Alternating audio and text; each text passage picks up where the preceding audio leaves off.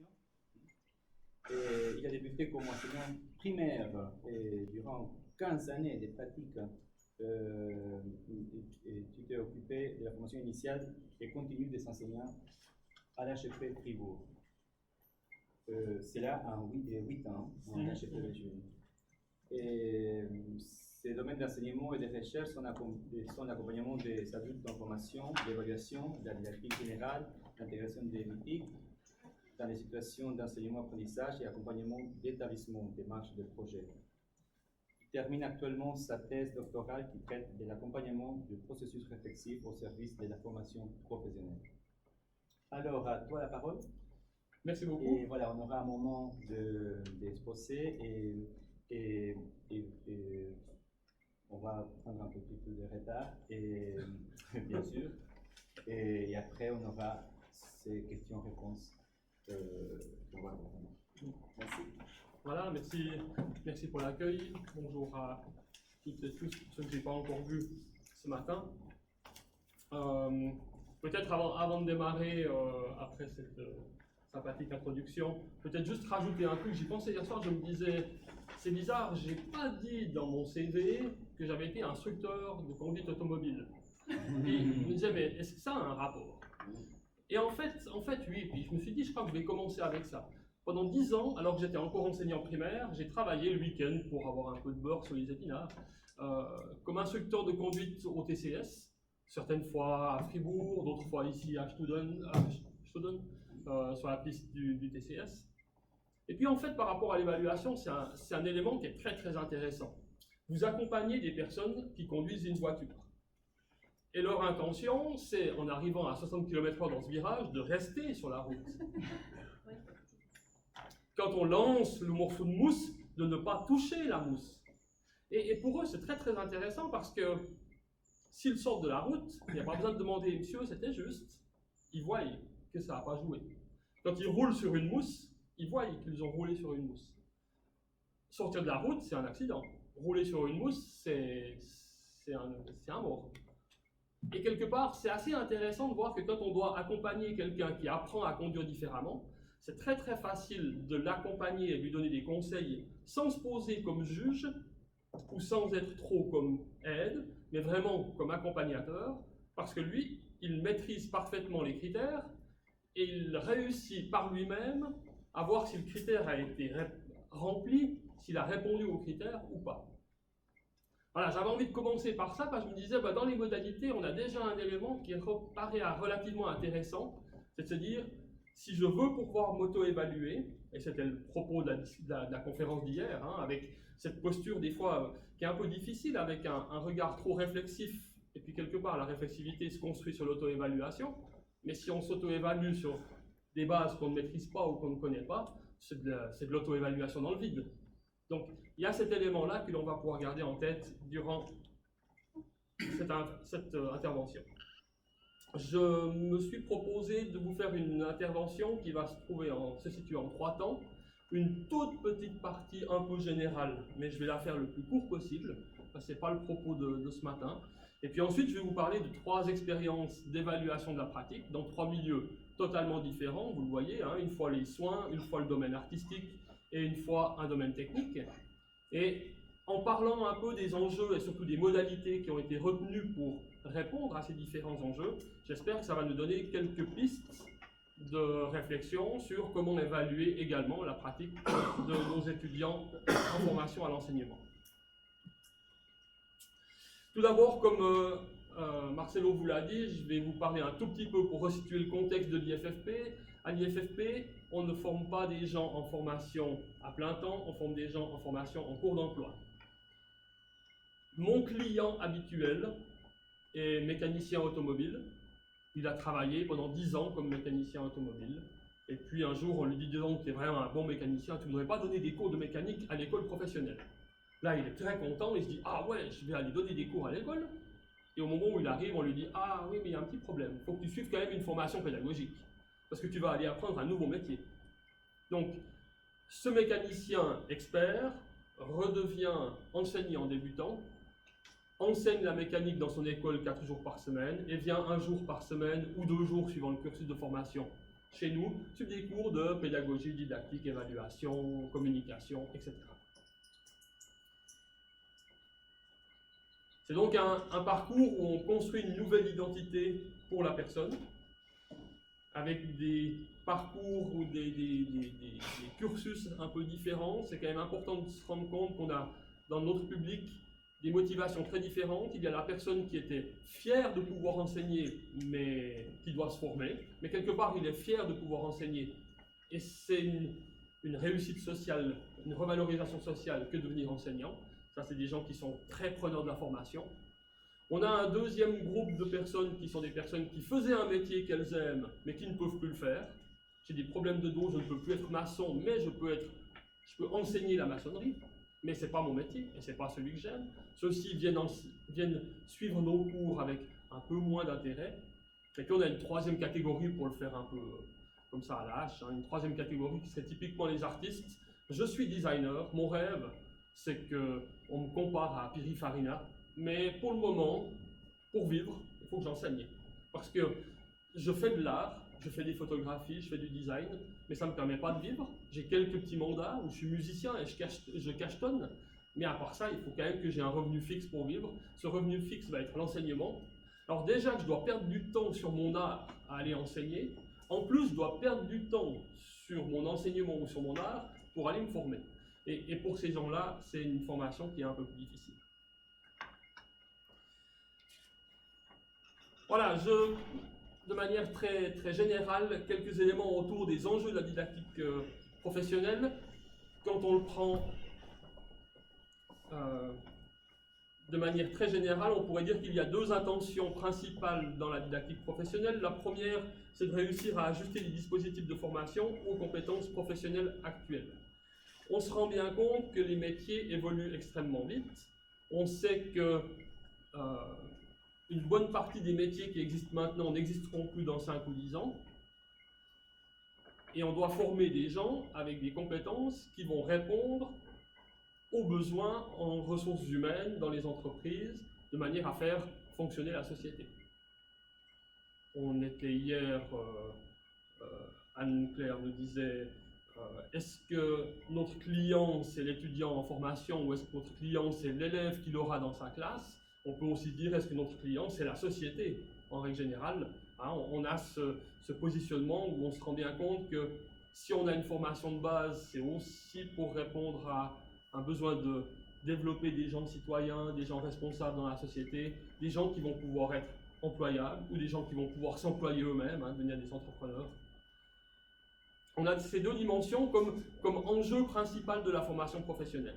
Et dans ces deux enjeux, on peut les voir sous deux angles différents. Un premier angle curriculaire qui a été beaucoup étudié, beaucoup creusé, et à l'IFFP, les domaines de recherche sont beaucoup là autour. On creuse pour comprendre ce qu'a besoin de savoir-faire un employé de commerce, une employée de commerce. Donc on est axé beaucoup sur les curriculums, on est axé passablement sur la didactique, quel dispositif je pourrais mettre en place, on est axé relativement peu sur la dimension pédagogique, qu'est-ce qu'il faut pour qu'un jeune apprenne bien son métier. C'est ce qui fait dire à Philippe Mauban qu'on devrait penser à remplacer de temps en temps l'ingénieur par le pédagogue quand on fait de la didactique professionnelle. C'est vrai que c'est un peu un risque que l'on a. Alors, dans ces dispositifs de formation professionnelle, on a comme en formation d'enseignant beaucoup de dispositifs qui travaillent en alternance. On a bien sûr des formations qui se font qu'en école avec quelques stages.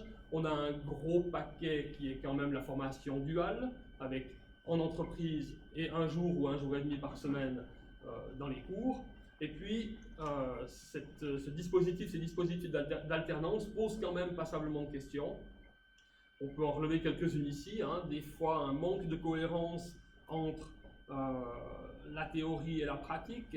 Si on demande, je parle du mécanicien comme ça parce que ça m'est venu en début de... mais si on demande au mécanicien à quel moment, à l'enseignant mécanicien, à quel moment tu envoies un mail au patron de tes apprentis pour leur dire « semaine prochaine, on travaille sur la vidange, sur les voitures », vous pourriez regarder au garage un ou deux éléments de vidange, faire 2 ou 3 vidanges à vos étudiants avant qu'ils viennent au cours. Ou vite envoyer un petit message en disant « aujourd'hui, on a regardé les problèmes de sous-pression et surpression. Si vous envoyez durant la prochaine semaine, vous pourriez un petit peu réinvestir ça avec vos apprentis. Et ça, c'est quelque chose, c'est très facile, mais ça se fait extrêmement peu. On a donc relativement peu de cohérence, on voit qu'il y a des belles promesses autour de l'alternance, et puis qu'il y a beaucoup de promesses qui restent un peu des paroles en l'air, et on part du principe que comme on alterne, ça devrait bien finir par fonctionner. C'est un peu ce qui fait dire à Daniel Lamblay qu'on a 3 styles d'alternance, avec des alternances qui créent du brouillage. Finalement, on fait des choses totalement différentes entre les cours et la pratique, et on ne s'y retrouve plus. Qui créent du clivage, tu choisis. Écoute pas ce qu'ils disent à l'IFFP, écoute ce qu'on dit dans mon école. Hein. Écoute pas ce qu'ils disent à l'école, écoute ce que je te dis moi, le mécanicien, moi j'ai l'habitude. Hein. Donc on va avoir ce clivage entre les 2 lieux d'alternance, ou alors des alliances dans les cas qui sont réussis. On a également une dimension qui est intéressante en formation professionnelle, mais vous l'avez aussi bien sûr, on l'a aussi en formation d'enseignant, c'est la logique entre logique de production et logique de formation, c'est le réussir ou comprendre de Pernoud ou de Mérieux, et là-dedans on se retrouve avec est-ce que je dois réparer la voiture ou est-ce que je dois apprendre à réparer la voiture. Donc on va se retrouver dans un garage avec toujours cette difficulté, et de se dire à quel moment est-ce que je prends du temps pour apprendre, à quel moment est-ce que je mets mon apprentissage de côté pour être productif. On a également une logique qui rentre en concurrence de logiques qui sont celles de l'étude ou du parcours professionnel. Est-ce que j'ai intérêt, maintenant que j'ai compris comment utiliser cette machine, à me former sur d'autres machines pour être un généraliste bien employable, ou est-ce que j'ai intérêt à me perfectionner dans un domaine pour devenir un peu spécialiste et quelque part clairement indispensable à mon patron ou avoir une sorte de promotion. Donc on va avoir dans les parcours des jeunes des choix qui vont être est-ce que je veux plutôt favoriser ma carrière ou plutôt favoriser ma formation. Et ça on le verra dans le 3e exemple dont je parlerai tout à l'heure. On a également une logique de différenciation bien sûr, hein, puisque si on prend les modèles d'apprentissage, les entrées dans l'apprentissage d'après Kolb ou autres, on sait bien que certains vont rentrer par l'expérience, d'autres vont rentrer par l'explicitation, d'autres vont rentrer par une consigne et autres, et tous ces différents éléments, on doit en tenir compte dans les dispositifs d'alternance. Il ne suffit pas de mettre quelqu'un au travail et ensuite de revenir et de travailler sur ce qu'il a fait pour qu'il puisse apprendre. C'est pas si simple que ça. Et enfin, dans pas mal d'écrits, hein, on retrouve un peu partout, dès qu'on est en situation d'alternance et qu'on aimerait pouvoir faire des liens théorie-pratique, on sent bien que si on les laisse faire seuls, des fois c'est des liens qui sont soit qui ne se font pas, soit qui sont peu opportuns. Et ce besoin d'accompagnement, cette posture d'amis critique, elle revient dans pas mal d'éléments. Enfin, pour terminer cette première partie plus générale, j'aimerais revenir sur qui détient le savoir, qui détient le pouvoir de la connaissance dans une formation en alternance. Et ici, je m'appuie sur les travaux qu'avait fait Madeleine Zulauf sur l'enseignement de la musique. Alors, il faut comprendre ce petit schéma au départ. Le A, c'est l'accompagnateur. Donc, j'ai fait ces schémas pour moi qui accompagne les étudiants dans l'IFFP. Mais on va pouvoir faire le lien tout de suite. Hein. Donc, A, l'accompagnateur de l'institution. PF, la personne en formation, et non pas le praticien formateur, la personne en formation. Et puis M, le mentor qui est lui sur le terrain. Donc là, le M, c'est le PF, c'est les faits, c'est les maîtres de stage, etc. Donc on a sur la gauche la partie institution, sur la droite la partie pratique, si on veut cliver de cette manière-là, avec le petit S qui serait le savoir. Donc dans les écoles normales à l'époque, dans beaucoup de formations encore actuellement en formation professionnelle, les gens se forment en institution et c'est l'institution qui détient le savoir parce que quand même, savoir faire un pansement, ça s'apprend à l'école. Et après, tu iras le mettre en application dans l'hôpital, mais ça s'apprend à l'école. Nous, on est quand même des experts, c'est nous qui savons comment on doit faire. Donc ça, c'est le cas, un peu comme les écoles normales à l'époque, quand on est, nous, l'institution, on vous forme, on vous envoie en stage de temps en temps, mais la discussion, elle se fait avec le formateur de terrain, de l'institution, pas avec le formateur de terrain. On a un autre cas qui se retrouve assez souvent, c'est que on se dit la personne en formation, elle doit construire son savoir et on va l'envoyer, on est dans la partie un peu clivage, on va l'envoyer des fois sur le terrain, des fois en institution, puis on va mettre en discussion, puis la personne, elle se retrouve, personne en formation, elle se retrouve là au milieu, un peu coincée, un peu à devoir choisir son camp, tiraillé entre deux couvertures, hein, avec, vous le savez bien, des gens qui disent « Ah ouais, il y a Grumillon qui vient de l'IFFP, fait une mise en commun, il aime bien les mises en commun. Hein » Puis après, une fois qu'il sera plus là, on retravaillera normalement, parce que voilà, donc on est dans ce jeu où on va essayer de répondre à l'un, de répondre à l'autre, et puis la personne en formation qui est tiraillée à l'intérieur. En formation professionnelle, on a aussi souvent, comme les gens sont plus longtemps, plus souvent sur le terrain qu'en institution, on a aussi souvent, ce qui est intéressant et la place du savoir, c'est le garage dans lequel je travaille, et un jour par semaine, je vais me reposer. Parce qu'il faut se lever moins tôt pour aller à l'école par rapport au jour où je vais au garage. Alors je vais me reposer ou bien je vais tuer le temps, mais quelque part, la connaissance se trouve au garage et un jour par semaine, je perds du temps. Et puis dans les modèles que l'on a, bon, on sait bien que si on veut avoir quelque chose qui soit un peu plus intéressant, ce n'est pas tellement la personne en formation qui devrait se retrouver tiraillée au centre, mais c'est le savoir lui-même.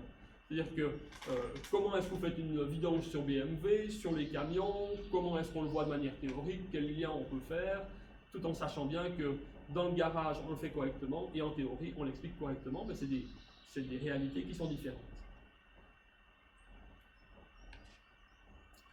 Voilà, enfin, de tous ces enjeux, de manière assez générale, mais de tous ces enjeux, on se retrouve avec quelques modalités qui vont être toujours en discussion dans les cours que l'on va donner à l'IFFP, avec à quel moment est-ce que, hein, on est sur les buts, à quel moment est-ce que l'on veut contrôler ou développer une compétence? Est-ce qu'on veut développer des connaissances, contrôler des connaissances ou des compétences? C'est un élément qui va arriver très fréquemment. Quels sont les critères, quels sont les référents que l'on utilise pour évaluer? Et ce monde de théorie pratique, enfin, on pourrait dire, si on parle d'institution, une théorie, 20 pratiques, puisque les 20 apprentis ne sont pas dans la même entreprise, mais ils sont toujours dans 20 garages différents. Donc, ce critère, quels sont les critères et les référents qu'on va utiliser? Tout le problème lié à l'industrie ou lié au domaine dans lequel les gens travaillent. Dans l'industrie, on est souvent à évaluer un produit, donc dans la formation des enseignants, les enseignants qui viennent de l'industrie voudront facilement évaluer plutôt un produit, un bon enseignant. Ou est-ce qu'on est plutôt en train d'évaluer une progression? Dans le social, on va être plutôt pour voir des signes de la personne qui progresse, de la personne qui avance. On l'entendait hier aussi, hein. Je sens que cette personne n'est pas encore prête, mais ça sera un bon enseignant, donc on va lui donner son permis d'enseigner quelque part, on est là-dedans. Donc, suivant les domaines, on va se retrouver impliqué là-dedans. Et puis enfin, cette dimension de, est-ce que j'évalue un genre professionnel, est-ce qu'il est capable de faire le métier, point. Est-ce que j'évalue un style professionnel, ça devient un bon mécanicien, ou est-ce que j'évalue quelque part l'éthos du bon mécanicien, où il a un regard éthique sur sa propre action et il est capable de la réguler en fonction de ça. Dans le cours que je donne sur l'évaluation à l'IFFP, on oblige les gens à travailler sur la base d'un portfolio. Et donc sur la base de ce portfolio, on leur demande durant un semestre de tester 5 ou 6 évaluations différentes, avec comme consigne pratiquement qu'une seule croix par ligne, pratiquement qu'une seule croix par colonne. Ça veut dire que quand tu vas tester une évaluation, si tu fais une évaluation du produit de manière certificative, alors la deuxième évaluation, tu vas essayer autre chose. Pas certificatif, pas sur le produit. Pour forcer les gens à découvrir des modes d'évaluation un peu différents. Alors, ça nous donne l'occasion de découvrir, de tester plusieurs modalités d'évaluation, qui sont souvent des révélations parce que les gens qui viennent dans notre école sont issus principalement de la formation professionnelle, donc principalement d'un parcours scolaire qui n'était pas le parcours scolaire dont ils auraient rêvé. On ne va pas dire qu'il n'était pas bon, mais ce n'était pas celui dont ils rêvaient. Ils se sont retrouvés souvent dans des classes qui n'étaient pas celles qu'ils voulaient, ils ont fait un apprentissage un peu par dépit, pas tous, mais un peu par dépit. Ils se retrouvent à l'école avec un souvenir de l'école de quelque chose de pénible. L'évaluation, c'est quelque chose de stressant, c'est quelque chose que je n'ai pas aimé, et je vais devoir commencer à le faire. Et c'est pour nous une excellente entrée de leur dire, bah, finalement, est-ce que tu veux faire la même chose que ce que tu as vécu, ou est-ce que tu veux en faire autre chose? Donc les exemples que je vais vous montrer maintenant sont issus, pas tous, mais sont issus de ce cours et ont été ensuite développés, certains pour des travaux de diplôme ou autres. 3 cas, donc les ambulanciers. Chaque fois que je parle des ambulanciers, vous verrez le petit symbole à la croix de l'ambulancier pour vous repérer, mais 3 cas, donc les ambulanciers, je vais vous parler de la pose d'une intra-osseuse, j'y reviens tout de suite dessus, mais on peut lier ça à lorsque vous observez un stagiaire, lorsque vous observez un enseignant, est-ce qu'il est capable de faire un geste précis? Un geste précis, ça peut être est-ce qu'il donne une consigne correcte? Ou est-ce qu'il est capable de faire un exposé parfait, hein, dans les règles de l'art? Est-ce qu'il sait gérer une mise en commun constructiviste? C'est pas évident ça. Hein? Donc là, on a un geste précis qu'on aimerait contrôler. Le deuxième, ce sera la conception d'une montre classe sport. Et dans ce cas-là, on est plutôt dans tout ce qui est créer, innover. On est en train de créer un cours, innover en créant une nouvelle séquence didactique ou autre. Donc, on est dans cette dimension-là de l'évaluation de nos stagiaires, quand je parlerai de là. Et enfin, on parlera de programmation informatique. Et là, on aura la dimension mise en application. On apprend un langage, on met ce langage en application et on est assez proche de est-ce que je suis capable de résoudre une tâche complexe? Est-ce que je peux donner, pas créer un cours, mais donner un cours par rapport à ce que j'avais prévu? Est-ce que je peux résoudre un problème? Donc, il me semble qu'avec ces 3 exemples, on passe dans pas mal de situations de ce que nous devons évaluer de nos stagiaires enseignants, mais avec les lunettes de la pratique, ce qui nous permet d'aller visiter des choses que l'on n'imaginerait peut-être pas d'habitude. Alors je démarre avec la pose de l'intra-osseuse. La pose de l'intra-osseuse, avant de commencer, c'est important de savoir ce que c'est. Donc si un jour vous êtes blessé et que vous êtes vraiment trop agité, on ne peut pas vous faire une intraveineuse, on vous fera une intra-osseuse. L'intra-osseuse, on prend une perceuse, puis on vous met une aiguille dans la moelle d'un os. Généralement le tibial, le fémur ou l'humérus. Il paraît que c'est moins douloureux qu'une intraveineuse, mais j'ai pas eu envie d'essayer. Ça se fait avec une petite perceuse ou un petit poinçon. Pour les enfants, c'est plutôt la version de gauche, le petit poinçon. Pour les adultes, si là c'est plus dur, c'est plutôt le style petite perceuse. Et c'est ce que l'on appelle un acte délégué, c'est-à-dire que l'ambulancier en lui-même n'a pas le droit de faire ça, sauf s'il suit une formation et qu'il est ensuite certifié par un médecin comme quoi, ok, je te délègue la compétence en cas d'urgence de faire cet acte sur les lieux de l'accident. Alors, le contexte de cette formation, les ambulanciers, ils ont une vie quand même assez spéciale. Hein. Ils passent leur vie enfermés dans un local, à attendre un téléphone pour partir en intervention, tout en espérant que le téléphone ne sonne pas, puisque ce n'est pas tellement le but qu'il y ait beaucoup de blessés. Donc, ils sont en attente. Ils sont en attente et ils ont beaucoup de temps à attendre. Et ce temps à attendre, une fois qu'ils ont fini de remettre en place tous les instruments, de tout contrôler dans l'ambulance, ils ont du temps de formation. Mais ce temps de formation, ben, ce sera dans les ambulances Roland à Neuchâtel ou dans les ambulances à Vauru, tout près de Bulle, mais on ne va pas être dans une salle de cours, on va pouvoir se former, mais pas sur le même lieu, et puis, bien évidemment, pas sur le même moment, parce que c'est pas sûr que les accidents tombent au même moment sur Neuchâtel que sur Bulle, donc les rencontrer ne serait pas évident. Le formateur qui doit proposer cette formation décide de faire une formation à distance. On va faire une formation à distance dans laquelle vous allez pouvoir apprendre la pose de l'intra-osseuse. Et puis, il va devoir certifier le geste. Alors, je vous rassure tout de suite, ce n'est pas la certification finale, c'est la certification pour dire maintenant tu es capable, tu peux aller passer l'examen avec le médecin. Ce n'est pas la certification pour dire tu peux le faire sur moi. Mais quand même, il doit certifier que la personne a compris et est capable de faire le geste correctement. Alors, certifier un geste à distance, on s'en rend bien compte, c'est pas évident.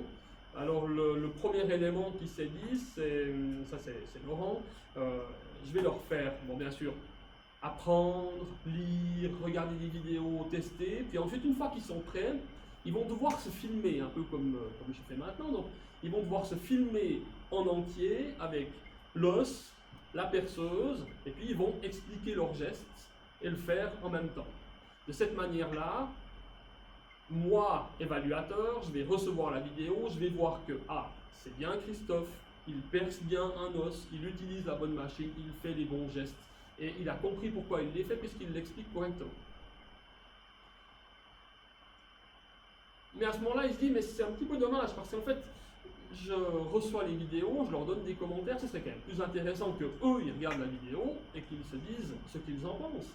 Alors il commence à modifier le dispositif, et puis il propose que les gens se filment, s'auto-évaluent d'abord, et puis envoient leurs vidéos avec l'auto-évaluation pour que l'enseignant puisse regarder la vidéo, regarder l'auto-évaluation, et comme ça se mettre en position de co-évaluateur et pouvoir commenter et le geste et la manière que la personne a eu de voir son propre geste.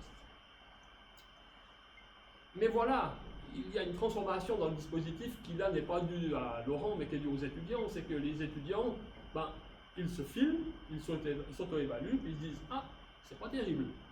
Alors ils font quoi? Ils effacent le film, ils s'entraînent, et ils refont un nouveau film. Ils se regardent, ils disent « Ah, à tel moment c'était encore pas terrible ». Alors ils effacent, ils s'entraînent encore, une fois qu'ils s'entraînent, ils se refilment et ils envoient la vidéo finale.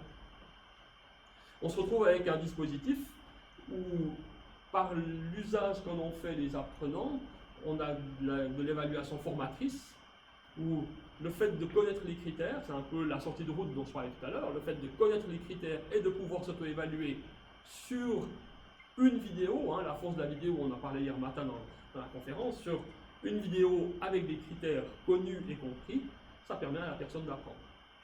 Donc, Laurent me disait maintenant je suis un peu inutile parce que je reçois les vidéos, mais je sais qu'elles sont bonnes. Et finalement, voilà. Dans quel but est-ce que j'évalue? Est-ce que c'est pour sanctionner ou est-ce que c'est pour aider à apprendre? On a donc dans cet exemple ici une logique d'évaluation contrôle qui est partie vers une auto-évaluation, puis métacognition, puis autocontrôle. On voit cette mouvance du dispositif, cette mutation du dispositif vers une évaluation de plus en plus formatrice, qui nous renvoie à certaines questions. Cette idée de Boltanski si on veut que la critique soit capable de m'émanciper, est-ce que c'est moi qui dois savoir si ça va, ou est-ce que c'est toi qui dois savoir si ce que je fais ça va? Et cette part-là, on le voit bien, on sait que si on n'a pas les critères pour regarder l'action, on n'est pas apte à juger sa propre action, mais si on a les critères, par contre, on est beaucoup plus efficace pour pouvoir juger de sa propre action. Et puis tout le problème de la temporalité en formation, on voit ici que pour certains étudiants, il aura peut-être fallu 10 essais pour que la vidéo soit bonne, pour que le geste soit bon, et après, est-ce que ça veut dire que leur geste sera moins bon maintenant parce qu'ils ont eu besoin de 10 essais que celui qui a réussi au 3e coup? C'est toujours un élément qui est fort intéressant quand on parle de marche. Le premier chez nous a marché à 10 mois et demi, le deuxième a marché à 15 mois. Est-ce qu'il y en a un qui marche plus vite ou mieux que l'autre maintenant? Mais à l'école, c'est important de bien marcher à telle période. Et ça nous renvoie à qu'est-ce qu'on met comme programme dans les stages. Est-ce qu'il faut absolument que la mise en commun constructiviste, ce soit au stage de 2e année, au stage E3 de 2e année, qu'elle soit acquise ou qu'elle soit travaillée? Enfin, il y a des éléments comme ça qui sont intéressants selon moi.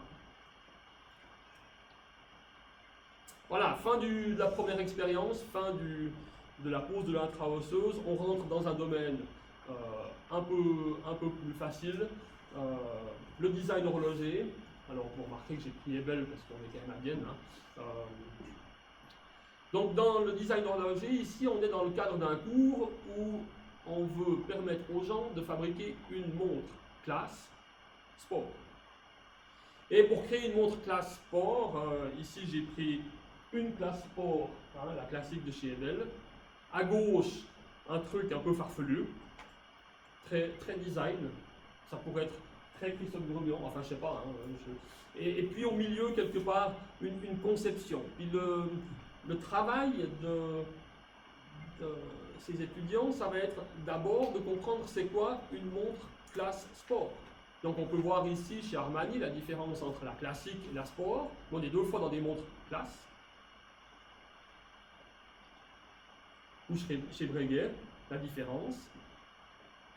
Ça, c'est un premier élément. Donc, les étudiants doivent être capables de sentir qu'est-ce qui fait que c'est une montre classique ou une montre sport. Deuxième élément qu'ils doivent réussir à se dire, c'est quoi l'ADN d'une marque? Qu'est-ce qui fait qu'en regardant chacune de ces montres, l'œil averti, bien sûr, hein, moi je ne serais pas capable, mais l'œil averti est capable de dire que c'est chaque fois des Tissot. Ou chaque fois des Chopard. Donc on va avoir comme ça, au niveau du métier, on va avoir besoin d'être capable de ressortir des catégories qui font que c'est une montre, quand vous la mettez au poignet, vous avez envie de courir parce qu'elle donne un élément de sport. Quand vous la mettez au poignet, vous savez également que ce n'est pas une montre de la Migros, mais c'est une montre de telle et telle marque. Mais en plus, il faut réussir à faire tout ça en intégrant à l'intérieur un mouvement de montre. Hein, parce qu'on ne va pas réinventer des mouvements de montre à chaque modèle de montre. Donc on va se dire, pour cette montre, tu prends ce modèle, s'il te plaît, et tu me fais une montre classe sport avec l'ADN de la marque. On se retrouve donc dans ce contexte avec plusieurs intentions dans ce dispositif. J'ai mis en orange les éléments où on peut se dire, là on est quelque part autour de qu'est-ce qui est à peu près objectivable.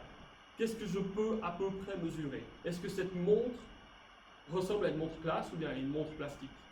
Est-ce que cette montre donne l'impression du sport ou pas? Quand je la vois, est-ce que je pense que c'est plutôt belle ou j'en sais trop rien? Et puis enfin, quand je mets le boîtier à l'intérieur et que je vois la montre, est-ce que la montre elle fonctionne? Donc là, on a une série de critères qui sont relativement objectivables. On arrive à se dire finalement à la fin de cette leçon, ils ont appris quelque chose ou bien pas? Ça, on arrive à le dire. Par contre, dans le reste, un designer, il doit quand même innover. Un designer, il doit quand même faire une montre qui lui ressemble un petit peu, parce que si la Peugeot qui est sortie il y a quelques temps ne nous fait pas penser à Pininfarina se dit, c'est pas du bon job que j'ai fait, parce qu'il faut que les gens voient que c'est une Peugeot. Mais il faut qu'ils pensent à Ferrari, enfin à moi. Hein, il y a quelque chose comme ça. Et ces éléments-là, on est dans quelque chose qui est beaucoup plus subjectif, beaucoup plus personnel. Ce qui me donnait envie en préparant l'intervention de me dire c'est un petit peu comme si on avait, c'est une discussion qu'on avait avec Julien, ici l'enseignant s'appelle Julien, qu'on avait avec Julien de la Chaux-de-Fonds, où on se disait mais finalement ces 4 premiers points jaunes c'est un peu le fondamentum, c'est un peu ce qui définit l'artisanat. Un bon artisan devrait être capable de créer une montre comme ça. Un bon artisan designer. Par contre, un bon artiste designer devrait être capable de faire les deux autres. Et on se rend bien compte que dans ce que l'on demande dans l'enseignement, on parle souvent d'un kit de survie quand vous finissez la HEP, le minimum vital, enfin, il y a quelque chose comme ça. Hein. Est-ce qu'on est plutôt au niveau de ces points orange ou est-ce qu'on est déjà dans ces points noirs? Est-ce qu'on cherche déjà la leçon qui innove? Et elle innove pour les sciences de l'éducation en général ou elle innove par rapport à ma pratique habituelle? J'ai innové par rapport à ce que je fais d'habitude. Est-ce que ça a autant de valeur? Est-ce que ça a une autre valeur? C'est assez intéressant. Donc le problème qui se pose, hein, quand je crée une montre, est-ce que cette montre elle pourrait être acceptée par le fabricant? Est-ce qu'elle est réaliste, réalisable et à quel prix? Parce que cette montre, franchement, elle se vend sur internet à 10 francs, celle que vous voyez là. Donc si je pars dans l'idée que je suis en train de faire une ébelle et qu'elle va se vendre à 1800 francs, il y a des chances pour qu'il n'y ait pas grand monde qui décide de l'acheter. Et est-ce qu'on reconnaît le designer? Est-ce qu'on retrouve qui a fait cette montre? Bon, dans ce travail-là, pour Julien, le défi, ça a été de se dire, mais comment je peux évaluer ça? Surtout les points noirs, hein, qui sont plus un peu subjectifs. Et l'idée, ça a été de repartir sur l'évaluation formatrice énonciative et de se dire, on va donner du temps aux étudiants pour qu'ils puissent identifier les critères. Plutôt que de commencer, c'est un cours qui dure 2 semaines, ce cours de création de montres. Plutôt que de faire un cours de 2 semaines à créer des montres, on va prendre 2 journées au début pour faire créer les critères. Ça paraît de la perte de temps, mais finalement, en fin de compte, c'est quelque chose qui va être beaucoup plus efficace. Ils vont être capables de comprendre les critères, ils vont être plus capables d'y répondre. d'y répondre, de les respecter, ou alors de décider de ne pas respecter certains critères et de l'argumenter. Puis là, on tombe dans cette vraie réflexivité qu'on aimerait bien voir, hein, d'être capable de se dire, normalement, j'aurais dû, l'exemple classique, j'aurais dû faire, j'avais prévu 5 minutes pour cette partie-là, bah, finalement, je l'ai fait 25 parce qu'il y a cet élément qui est arrivé, j'ai pris la décision de ne pas suivre mon intention de départ, de ne pas suivre mon canevas de cours, parce qu'il y avait une occasion à ne pas perdre. Donc, on va avoir une pratique comme ça qui est argumentée.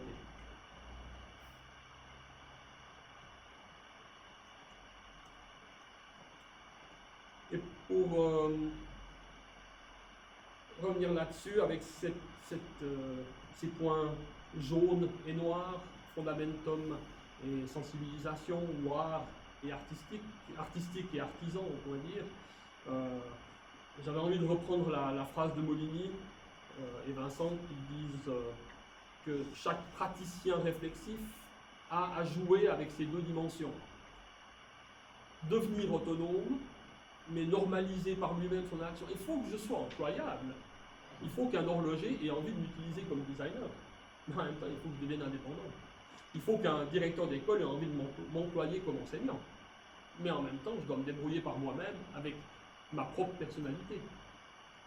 Et on a ce va-et-vient entre les deux qui me semble assez intéressant à mettre en lien entre le domaine artistique et le domaine de l'enseignement. Le questionnement sur lequel j'ai quitté Julien, parce que ça fait une année que je ne l'ai plus revu dans ses classes pour enseigner, mais il était autour de la valeur de la note, bien sûr. Quand on commence à évaluer, à permettre de s'auto-évaluer, à permettre de s'auto-contrôler, est-ce que la note a encore de l'intérêt?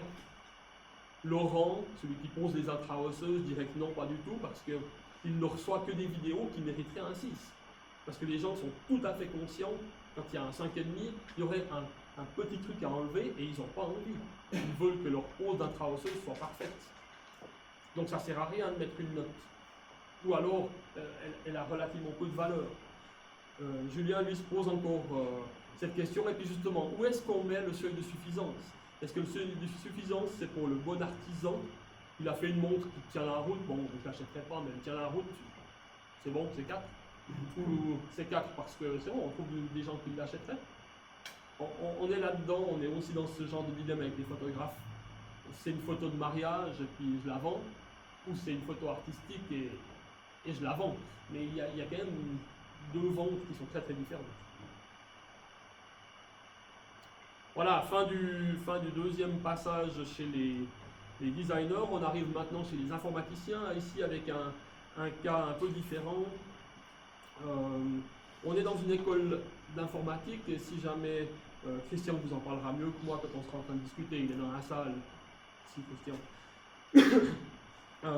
Ici on est en informatique, les gens vont devoir s'approprier un langage informatique, le PHP, et programmer, écrire des pages internet, des pages du code pour faire fonctionner des sites internet. Le but, c'est que les sites internet soient visibles sur plusieurs plateformes, qu'on puisse voir le site sur un écran d'ordinateur, sur un smartphone, sans que les bords soient coupés, sans que des images disparaissent, etc. Voilà un peu le domaine du cours. Et puis dans ce cours, on est en première année, donc normalement les gens commencent à utiliser ce langage, on a des compétences assez basiques, et puis on leur donne une tâche à effectuer, dans laquelle ils vont avoir un temps précis pour faire une activité précise.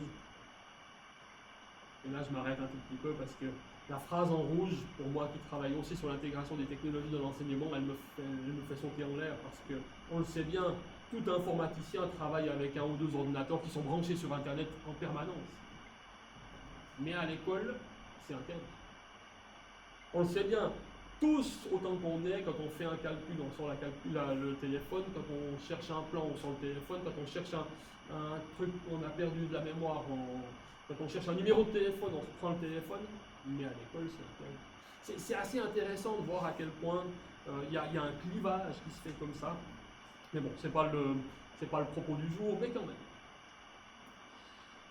Problème qui se pose dans ce cas-là, hein, je vous laisse découvrir ce mail qui a été échangé entre le directeur de l'école et le patron.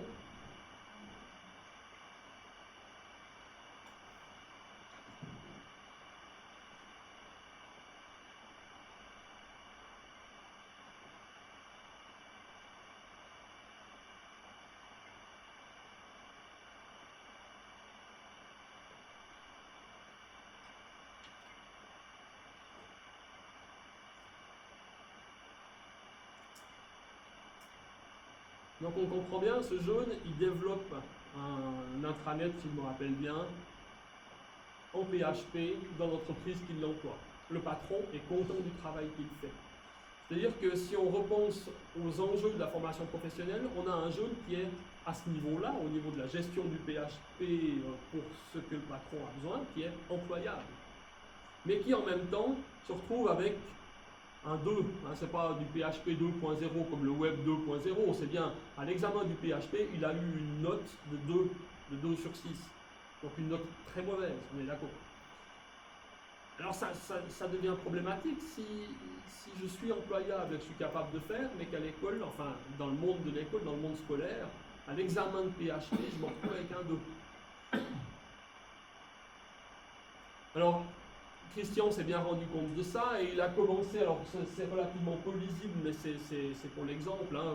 Si jamais vous pouvez revoir la présentation, je vous laisserai le lien, donc vous pourrez la revoir et ce sera plus lisible sur le document que vous aurez. Au départ, la grille d'évaluation qui sert à évaluer la prestation en PHP, on se retrouve avec des éléments très pointus.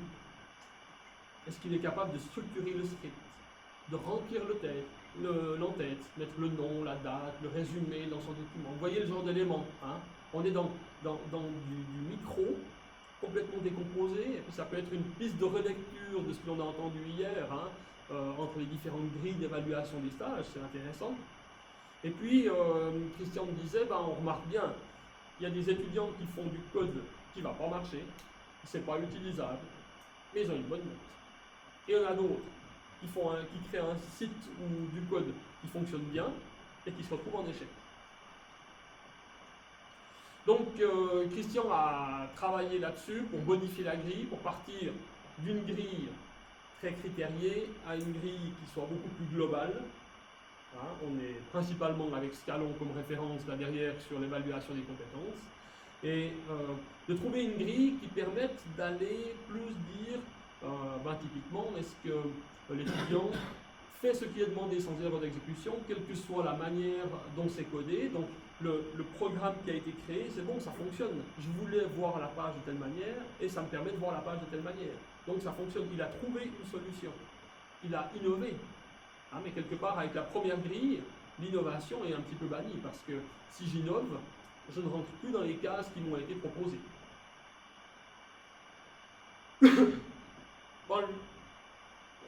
Tu aurais bien aimé pouvoir transmettre cette grille un peu dans toute l'école et que l'école évalue avec une grille différente, beaucoup plus globale. Mais ça pose une série de questions. Tout d'abord, pour certains, c'est difficile de changer leur pratique. Ça, on est d'accord.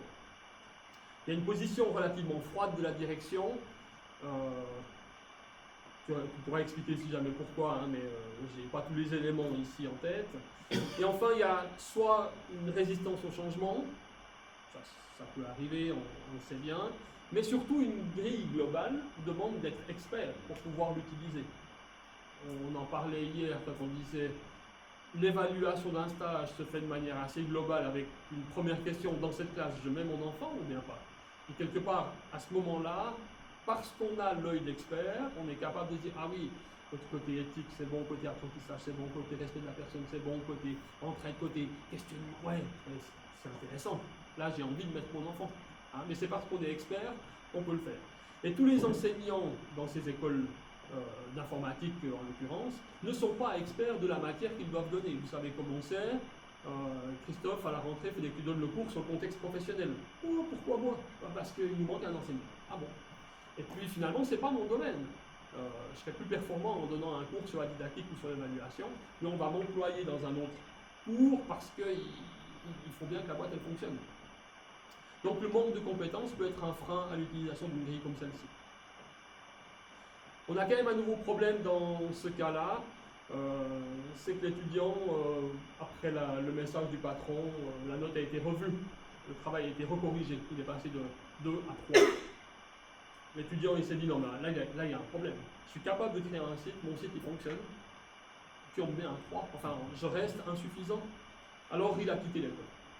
Alors dans cette décision de quitter l'école, on peut se dire, est-ce qu'on est en train d'arriver dans une dérive consumériste, j'ai choisi l'école dans laquelle je vais parce que quand même il ne faut pas pousser, ou est-ce qu'on est plutôt dans un choix assumé avec ces nouvelles générations Y, avec des gens qui vont faire leur propre parcours parce que c'est leur nature, c'est leur habitude. Un cours de PHP, si ton cours n'est pas bon, c'est pas grave, il y en a 50 sur internet. Enfin 50 en français, parce qu'il y en a encore 5000 en anglais, et puis un cours en PHP, je peux faire. Quelque part, je me rends bien compte, et on sent la dérive depuis un bout de temps, je me rends bien compte que être capable de programmer en PHP et que mon patron me certifie que je programme, ça a bientôt plus de valeur que le papier de l'école qui dit que je suis capable de programmer en PHP. On le voit dans les formations, quand on a école des métiers, formation en école ou formation duale d'automaticien, le patron, il cherche un automaticien plutôt câblage, il va chez Bumotech et il essaie de prendre un apprenti de chez Bumotech plutôt que quelqu'un qui sort de l'école des métiers.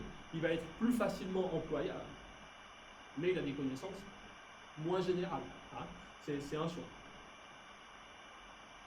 Ça donne également un questionnement à se faire sur la valeur de l'école pour le patron. Nous, on pense souvent, comme formateur d'enseignants, à la valeur de la place de stage dans laquelle on envoie nos étudiants. Est-ce qu'on pense à la valeur que le maître de stage le fait, le formateur de terrain, porte sur notre institution, quand des cas comme ceux-ci peuvent arriver? Est-ce qu'il peut arriver qu'on soit en train d'avoir des exigences qui soient pas tout à fait en phase avec la nécessité sur le terrain pour un enseignant?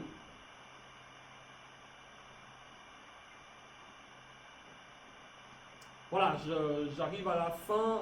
En résumé, je reprends 3 points qui reviennent dans ces 3 exemples. Le problème de référentialisation, le problème de l'intention de l'évaluation, est-ce que c'est pour développer, pour contrôler, et la place de la critique et de l'émancipation des personnes. Au niveau de la référentialisation, en formation professionnelle, mais peut-être en formation d'enseignant aussi, on a un problème sur l'actualisation des programmes. Actualisation des programmes à la réalité.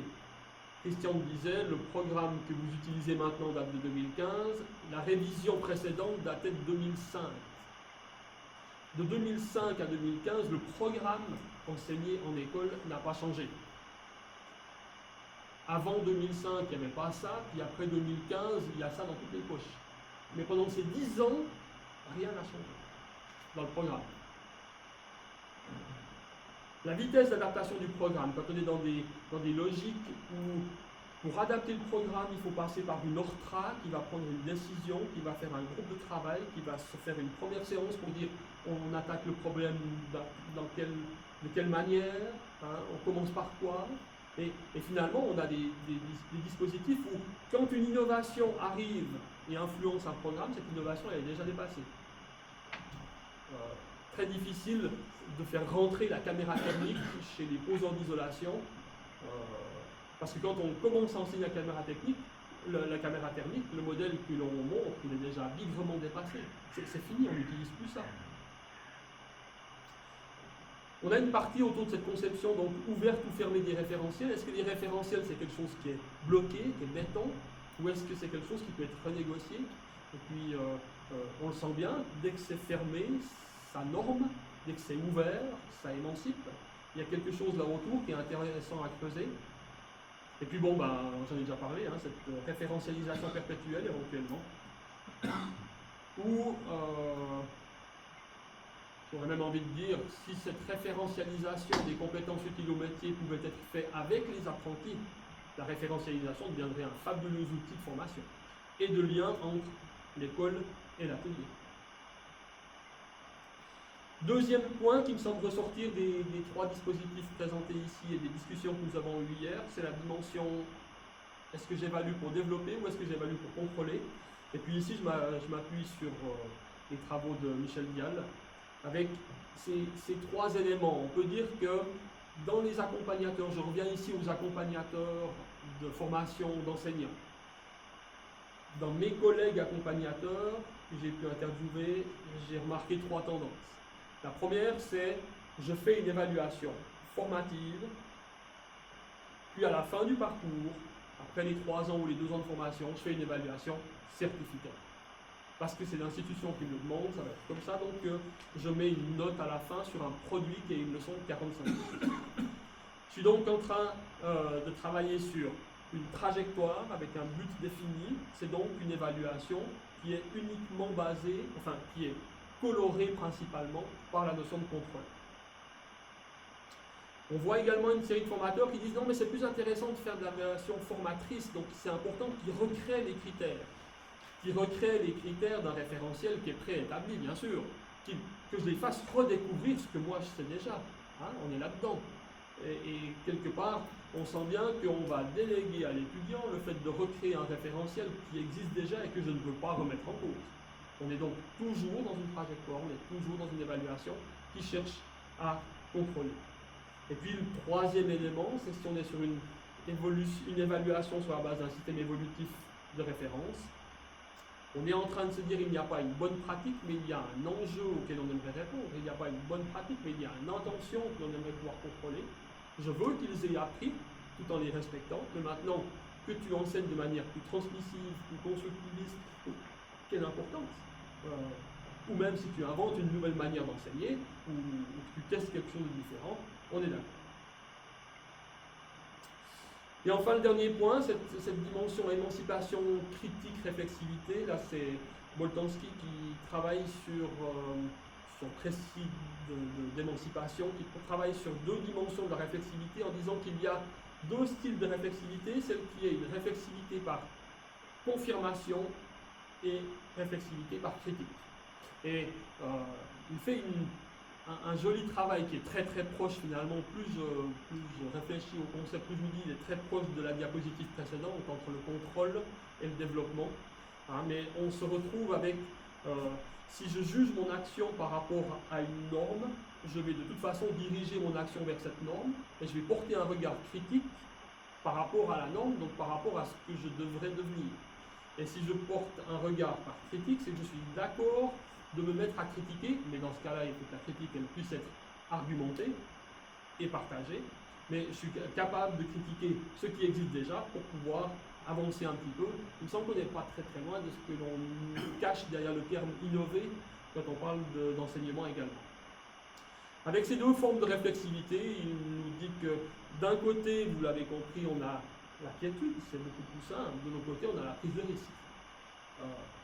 Quand je viens voir mon étudiant en cours, est-ce qu'il me montre la leçon de maths qu'il a bien préparée et qu'il est sûr d'être capable de donner comme il a envie, ou est-ce qu'il est capable de me dire Christophe, aujourd'hui j'aimerais que tu contrôles ma gestion de la discipline pendant cette leçon de dessin, parce que ça c'est toujours problématique pour moi. Donc, est-ce qu'il est en train de m'instrumentaliser et de prendre un risque, ou est-ce qu'il veut me montrer qu'il est conforme? On a donc cette dimension, est-ce que je m'engage d'après ce que demande l'institution ou est-ce que je m'engage de manière très personnelle? Et quand on est en train de travailler autour de la professionnalisation, je pense qu'on est tous en train de se dire bon, on veut des gens qui s'engagent de manière personnelle, qui prennent des décisions, qui font des choix. Et puis cette dimension, abandon, quelque part je rentre dans le moule, je suis, on le voit aussi avec les collaborateurs, hein, on le voit avec des collègues ou autres. Tout d'un coup, bon ben voilà, je fais comme ça parce qu'on me demande, puis je ne remets plus tellement en question. Ou bien est-ce que je suis encore dans cette phase où j'ai envie de prendre le pouvoir? J'ai envie de prendre le pouvoir parce qu'il me dit, moi, j'ai le droit, oui, j'ai fini. T'as pas besoin de lever la pancarte. Voilà. Pour revenir et pour terminer, effectivement, vous l'aurez vu peut-être dans les différentes expériences, le travail sur l'informatique, PHP, on est beaucoup autour de la question du curriculum. Quelles sont les compétences nécessaires? Comment est-ce que je les trie? Comment est-ce que je les mets en valeur? Comment est-ce que j'évalue de manière authentique et de manière située? Dans le cas des ambulanciers, on est beaucoup autour de la didactique. Comment est-ce que je peux proposer un dispositif qui va me permettre de contrôler tout en étant à distance, tout en étant dans des moments asynchrones? Et chez l'horloger, on est beaucoup au niveau pédagogique. Comment est-ce que je vais pouvoir permettre à la personne d'effectuer cette auto-évaluation, cet autocontrôle autour de son travail. Et pour terminer, parce que je me disais qu'il n'y a peut-être pas assez de questions, pour terminer, quelques questions que je me suis posées au fur et à mesure que je préparais cette intervention. On a cette petite phrase de Dewey avec est-ce que l'école c'est vraiment une organisation sociale? De plus en plus, je compare les règlements des différentes écoles, puis je me dis, mais ça ressemble beaucoup à des règlements de prison en fait. Ça, c'est ce que je donne comme message quand je vais parler de l'intégration d'éthique et de l'interdiction d'utiliser certains appareils dans les cours. Cette dimension nouvel esprit du capitalisme, on est très, très en phase avec ce que l'on entend comme discours sur les générations Y qui vont se prendre en main, l'institution n'institue plus et l'institution a de moins en moins de valeur dans la tête du citoyen en général. Les générations Y sont déjà 50% sur la planète. Il y a fort à parier qu'ils soient majoritaires dans quelques temps parce qu'on risque bien nous de partir avant eux. Également quelque chose autour de enseigner, évaluer comme j'ai appris hier ou comme il sera utile demain. Alors on n'est pas des devants, on n'arrive pas à savoir comment est-ce qu'il faudra enseigner demain, mais quelque part on sait que les métiers qui existent maintenant disparaissent, et ils disparaissent très très vite. Et quelles compétences seront nécessaires dans 10 ans ou dans 20 ans, difficile de savoir. Et enfin, puisque je sors du colloque de la IPU où on a travaillé sur les valeurs, derrière ces différentes évaluations, quelles sont les valeurs qui guident le choix des modalités? Et je pense que c'est également un axe de réflexion qui est intéressant. Vous ne pouvez pas lire, mais vous aurez le diaporama, bien évidemment. Et puis, si durant la matinée vous avez envie de revoir ou de l'apprendre, de la télécharger, je vous l'ai envoyé en PDF. Mais ici, vous pouvez l'avoir directement sur Google, vous y avez accès. Voilà, je vous remercie. Merci beaucoup.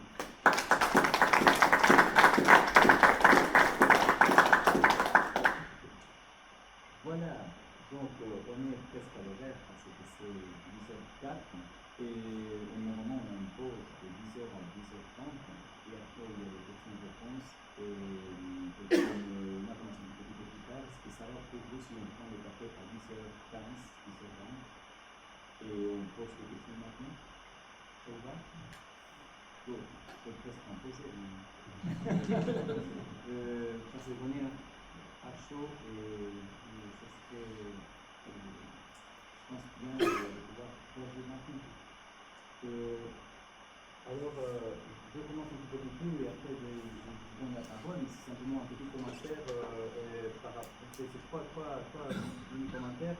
En fait, je merci encore pour cette présentation qui est claire et bien avec ces simples concrets et qui continue nos réflexions, qui nous aide à réfléchir en continuité par rapport à l'activation et des discussions d'hier présentations.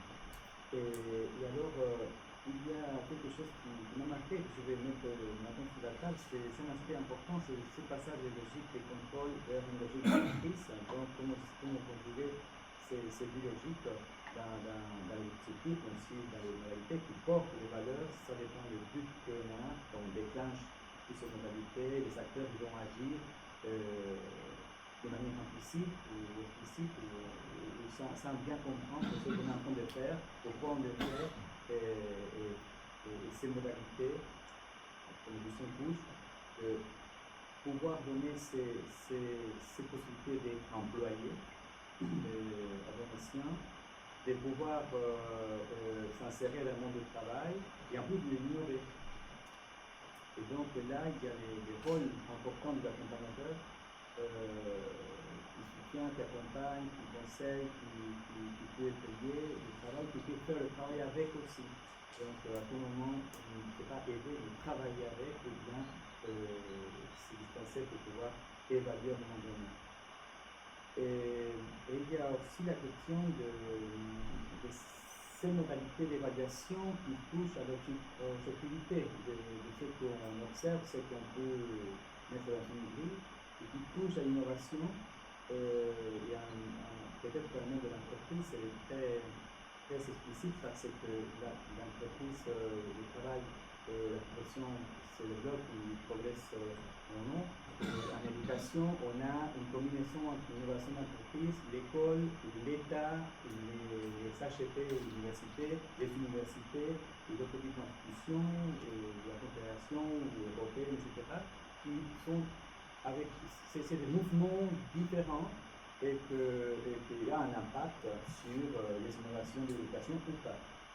Et là, dans nos dispositifs de formation et des dispositifs aussi d'évaluation, il y a des éléments qui sont très observables, il y a peut-être un consensus local, mais il y a d'autres éléments qui sont propres à la créativité du métier ou à l'innovation professionnelle nécessaire, et que du coup, il y a d'autres types de modalités importantes qui peut-être sont des angles aveugles de la formation, donc aussi de l'évaluation. Par exemple,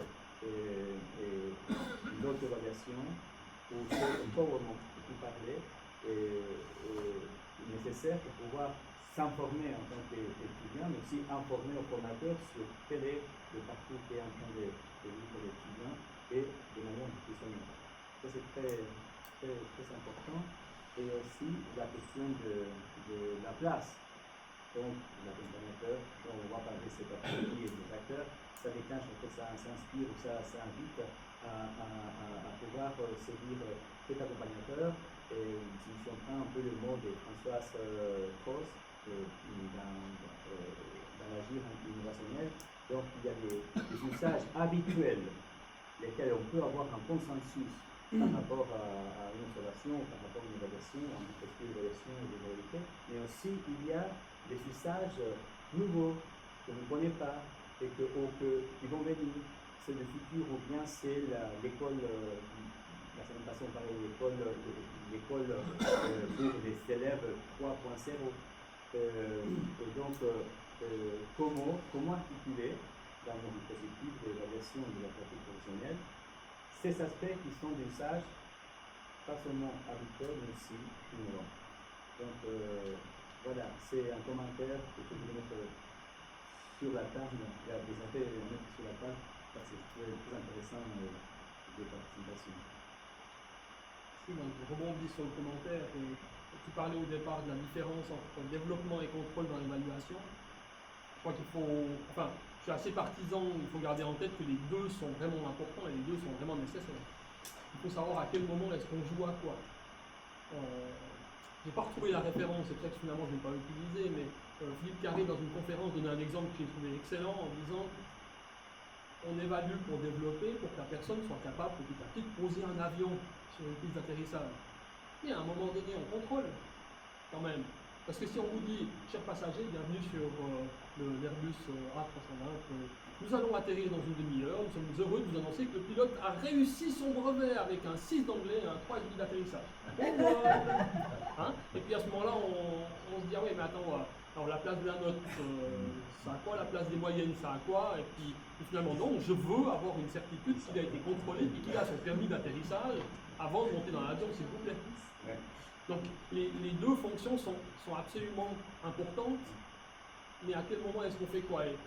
En apprentissage, mais des fois c'est un peu ce que j'avais l'impression hier quand je vous disais les 7 rapports de stage sont gardés pour évaluer la personne. Hein. En apprentissage, on sait très bien que le travail du module que tu fais en première année de formation, ça constitue ta note de fin de formation. Et ça veut dire que je n'ai pas le droit d'apprendre.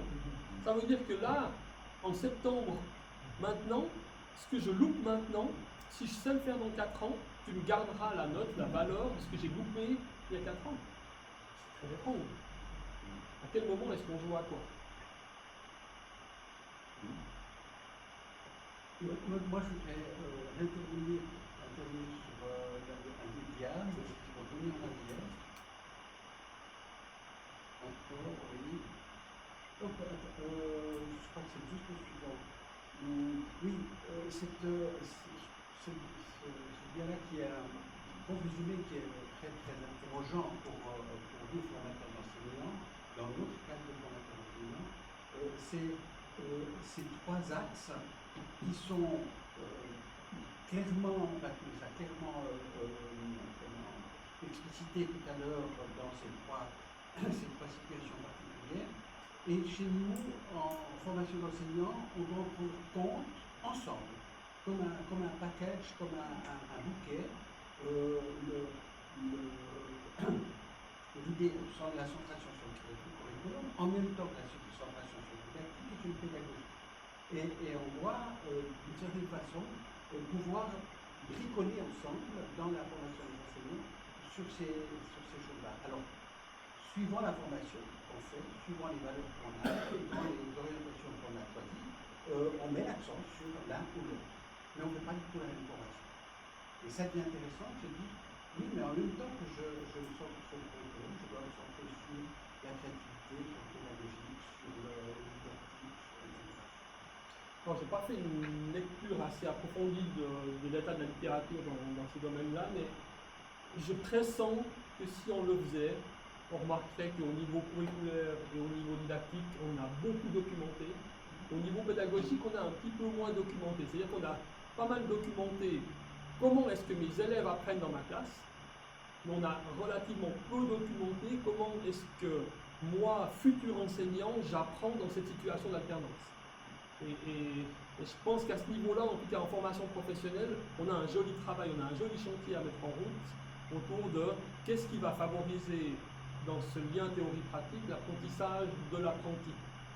Donc cette partie pédagogique qui, à mon avis, mérite d'être développée. Mais qu'on essaye quand même, de façon, toutes les formations, on essaye de développer ces choses-là. Qu'est-ce qui te permet de dire que tu sais, que tu as réussi, etc. C'est tout le problème de l'évaluation. C'est une dimension, oui, Ouais. qu'on a beaucoup développée en formation professionnelle.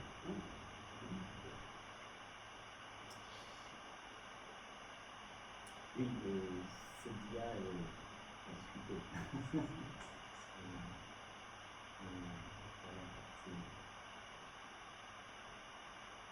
Question, commentaire, action. Oui. Ce qui me frappe dans ce contexte-là, pas dans tous les exemples, mais si on prend la pause d'intervention, l'évaluation se fait sur l'efficacité du geste. Dans ce cas-là, Il n'y a pas à discuter, il faut que la traverseuse soit réalisée correctement. Et puis c'est un critère essentiel pour évaluer, pour donner le permis de faire des interventions. Et pour reprendre les débats d'hier, dans le monde de l'enseignement, c'est plus souvent tabou. Pas l'efficacité du geste en termes d'impact sur l'apprentissage des élèves qui nous intéresse. On va pas regarder si ça marche ou pas. Et là, on devrait peut-être s'interroger dans le monde de l'enseignement pourquoi on ne fait pas le pas que nécessairement ce pas est fait dans le monde de la formation professionnelle autre que l'enseignement. Là, il y a quelque chose qui vraiment mériterait d'être posé. c'est pour ça que j'ai pris ces trois exemples en me disant, il me semble qu'il y a trois facettes de ce que l'on évalue quand on va voir un stagiaire, quand on va voir un enseignant en pratique, entre le geste, la partie innovation, la partie application. Mais peut-être juste encore un deuxième commentaire. Dans l'idée de la programmation, dans l'exemple de la programmation d'un site, est-ce qu'il n'y a pas, mais c'est peut-être ma interprétation, est-ce qu'il n'y a pas le risque de se focaliser sur le produit, le site marche, donc je me focalise, en tout cas dans le débat avec le monde professionnel, et puis la formation voit bien qu'il y a un peu qu'il y a une tension. Est-ce que la résolution de cette tension ne risque pas d'être je me focalise sur le résultat, ah ben oui, le site apparemment il marche, il est utilisable, ça joue, au détriment du questionnement de ce processus qu'il y a eu derrière pour réaliser le site. Et c'est comme si pour un élève, qu'est-ce que je veux dire, le 5e H, ok, il arrive à faire des additions, mais il compte sur ses doigts. Ça lui prend 10 fois plus de temps pour faire une addition relativement simple qu'un élève qui maîtrise un algorithme, etc. Mais si je me centre que sur le résultat, les deux ils y arrivent, donc c'est bon. Donc est-ce qu'il ne vont pas quand même avoir un regard sur, proposer des préconisations sur, il y a des meilleures pratiques que d'autres, quoi, pour arriver à programmer un site ou pour additionner, etc. La remarque est intéressante et c'est marrant comme on peut remarquer que les modalités choisies vont être très différentes d'après les enjeux, d'après les intentions. Ici, on est dans un cadre de formation professionnelle, c'est juste, hein, c'est un CFC. On est au début du processus et on veut que ça fonctionne. Donc on va avoir une grille plus globale sur est-ce que ça fonctionne. Un autre étudiant que j'accompagne à Fribourg à l'école d'ingénieur, lui a travaillé avec des gens qui maîtrisent déjà un peu plus et il a ce souci, c'est de se dire ouais, ils font des choses qui fonctionnent, mais c'est pas du bon code. Et si on change d'informaticien dans la boîte, celui qui arrive, il n'aura pas les points de repère qui fait qu'il ne va pas comprendre tout ce qu'il a fait, parce que ce n'est pas assez bien documenté, ou ça ne correspond pas suffisamment à certaines normes dont on a besoin dans ce métier. Et le dispositif qu'il a choisi est très différent, c'est un dispositif où il a des projets qu'il fait mener par des étudiants de classes différentes. Lundi, tu bosses sur le système de login dans le système de financement de la banque, et mardi, quand tu arrives, tu continues sur son projet. Et pour être obligé de vous faire communiquer, ben vous travaillez sur le même code, enfin sur le même support. Et là, en fait, il a trouvé une modalité qui lui permet peut-être de mettre un sens réel derrière cet élément. Et puis l'autre réaction que je voulais avoir, c'est le système du calcul. Je pense effectivement on n'est plus trop dans une pédagogie par objectif de maîtrise et autres, mais quand on dit qu'un objectif devrait être smart, il ne faut pas oublier le T, il doit être déterminé dans le temps. Et quelque part dans cette méthode de maths qu'on utilise actuellement, moi je trouve excellent de pouvoir les mettre à jouer, et puis de remarquer que quand je fais sur les doigts, je perds tout le temps, quoi, parce que je tombe juste, mais en dernier. Donc finalement, oui, je crois que ça, on rentre dans un autre domaine, mais cette méthode de maths, moi je l'ai beaucoup appréciée, je l'ai beaucoup utilisée. Je trouve qu'elle a eu le défaut, c'est que les gens ont utilisé que ce qu'il y avait comme nouveauté, qui ont perdu l'idée d'entraînement, reprendre, refaire. Il y a eu cette notion de vouloir faire tous les exercices, toutes les activités, puis en fait c'est pas de les faire qui est intéressant. Enfin, les deux dernières questions pour le moment. Rosina, Solène. Moi j'avais juste une remarque par rapport à ce que tu disais par rapport à l'intramural. Travailler un peu dans l'urgence, de temps en temps, je me rends bien compte qu'en général, quand on pose une info-osseuse, c'est que le problème est mis en jeu. Je pense que la réflexion du geste, elle a aussi un lien avec les conséquences. Et moi, je suis restée dans ma vie scolaire sur une réflexion que j'avais partagée avec vous, d'un enseignant qui me disait l'avortement, c'est pas dans le ventre de la mère, l'avortement, ça se passe à l'école. Parce que si l'enseignement n'est pas bon, la vie du gamin, elle est fichue. Et moi, je suis restée vraiment là-dessus pendant toute ma carrière à me dire, mais où est-ce qu'on doit mettre l'accent? Quelle est la conséquence de l'acte d'enseignement? Jusqu'où il va? Et quand je vais voir mes étudiants, je leur dis toujours, je ne viens pas vous évaluer vous, je me sens responsable des 800, 1200 élèves que vous aurez dans le chaussures pendant le terrain. Et la mise en perspective, on ne peut pas trouver la solution. Hein. Je parlais de donner du sens, hein, de voir que si je partage le code, si je dois donner, si je dois transmettre, je vois la conséquence du fait de travailler seul dans mon coin et de ne pas transmettre juste et de ne pas transmettre bien. On ne peut pas trouver la solution pour faire comprendre ça assez rapidement dans les troisième années de formation. Mais je trouve que cette parole elle est vraiment importante parce qu'on est dans les conséquences de nos actes. Et puis dans la transmissibilité, dans cette histoire qu'on n'enseigne pas pour une année, on enseigne pour construire. Et puis, donc ce que tu disais tout à l'heure qui m'a semblé aussi vraiment essentiel, c'est de se dire, oui, on a des outils aujourd'hui qu'on a hérités d'hier, mais l'école de demain, c'est là. Et comme on ne la connaît pas, l'école de demain, on ne connaît pas la société de demain, est-ce qu'on ne doit pas apprendre à l'élève à pouvoir relever les défis? Et c'est peut-être un petit peu ce qu'il y a dans le père, avec ces approches plutôt actionnelles et sensibles, mais jusqu'où, hein, comment bien comprendre ça et puis comment mener ça jusqu'au bout. Comme tu disais tout à l'heure, là, Marcelo, il y a 7 dias qui est centrale, donc je trouve que toutes les dias sont centrales. Donc ça m'a beaucoup fait réfléchir sur la présentation.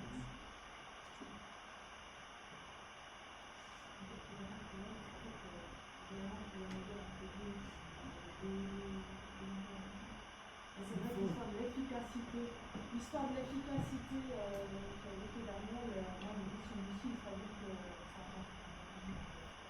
Je pense qu'on est enseignant, qu'on n'a pas le souci d'efficacité. Et parfois, je ne sais pas si c'est culturel, c'est la profession, il y avait dans une perspective un petit peu plus psychanalytique, je ne sais pas. Certaines fois, il y avait des courants comme ça qui sont un peu